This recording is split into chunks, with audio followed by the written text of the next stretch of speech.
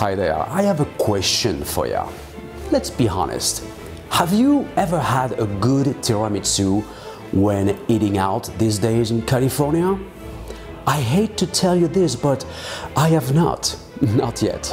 Perhaps I should go to Italy to find out, right?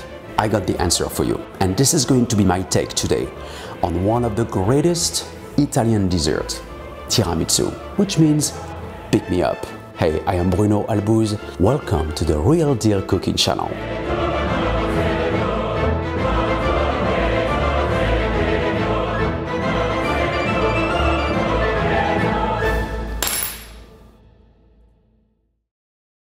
You know, after all, I don't think this tiramisu is good. It's excellent.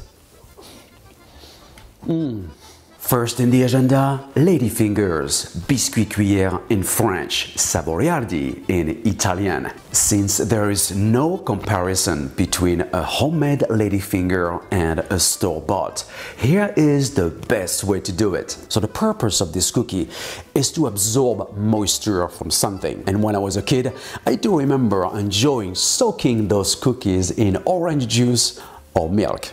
Sift flour and baking powder. Meanwhile, I'm going to start beating my room temperature egg whites along with a pinch of cream of tartar, which is an egg white stabilizer. You can sub it with a few drops of lemon juice instead. And I'm going to add a quarter of the sugar needed for the recipe. Beat on high to combine and lower mixer speed and let it run as long as you need. And when ready to go, set your mixer to high speed and add remaining sugar gradually. And you're gonna end up with this beautiful firm Pix meringue. Add egg yolks straight to the meringue and mix until just combined. Amazing texture, look at that. Now you want to fold in the sifted powders. By the way, I like to use a spider skimmer. This way, the starch incorporates faster, preventing from deflating the mixture too much. Alright, so now I'm going to use a large plain pastry tip and I'm going to pipe 2 rows of 11 3-inch 7.5 centimeter length fingers and 1 inch 2.5 centimeter apart. Fill remaining batter into the prepared round pan. Dust ladyfingers with powdered sugar twice and bake at 375 degrees Fahrenheit, 190 Celsius for about 18 minutes. But it all depends on your oven. It'll go faster if using a fan oven, for instance. So keep an eye on it and remove from the oven when golden brown. Do not underbake. Ladyfingers should rather be dry than soft. So in order to strengthen the base of my tiramisu charlotte, I'm going to add a thin chocolate crust disc, though you won't need that if you decide to build your tiramisu using a shallow dish or cups. Sandwich pastry between 2 baking mats and trays, and that's going to go in the oven for 15 minutes and see what happens.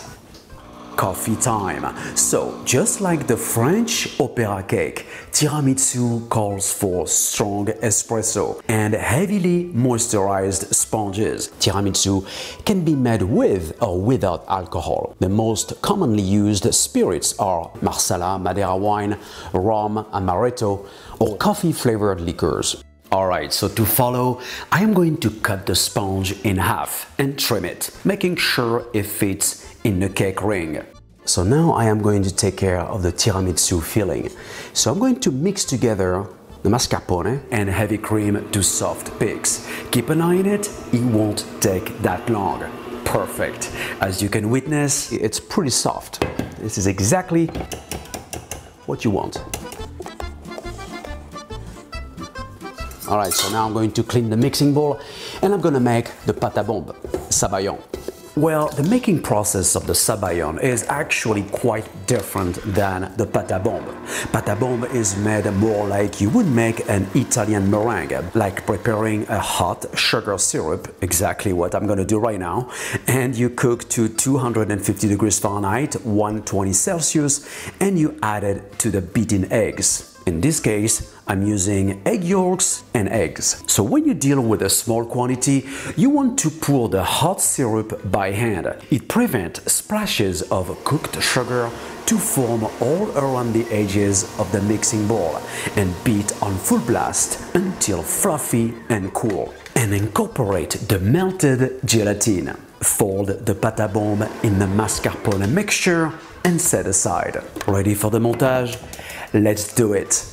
Line a cake ring with acetate cake color and place the chocolate crust onto a flat tray or cake board. Add the cake ring and spread about a cup of the mascarpone filling and top with the first sponge and moisturize it with a lot of coffee punch.